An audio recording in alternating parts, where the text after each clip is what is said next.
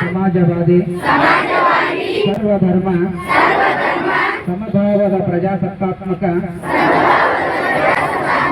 ಗಣರಾಜ್ಯವಾಗಿ ರಚಿಸಲು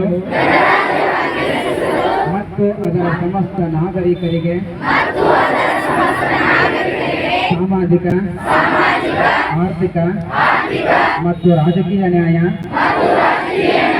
ವಿಚಾರ ಅಭಿವ್ಯಕ್ತಿ ವಿಶ್ವಾಸ ಧರ್ಮಶ್ರದ್ಧೆ ಮತ್ತು ಉಪಾಸನಾ ಸ್ವಾತಂತ್ರ್ಯ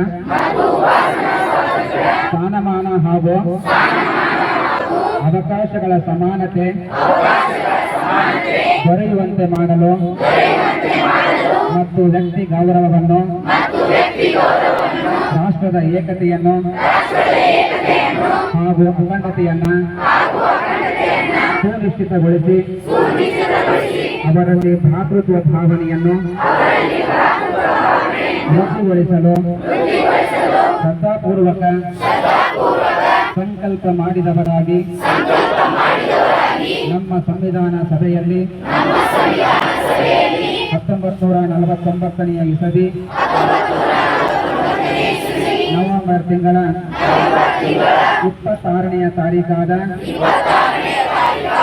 ಈ ದಿವಸ ಈ ಮೂಲಕ ಈ ಸಂವಿಧಾನವನ್ನ ಅಂಗೀಕರಿಸಿ ಅಧಿನಿಯಮಿಸಿ ಅರ್ಪಿಸಿಕೊಂಡಿದ್ದೇವೆ.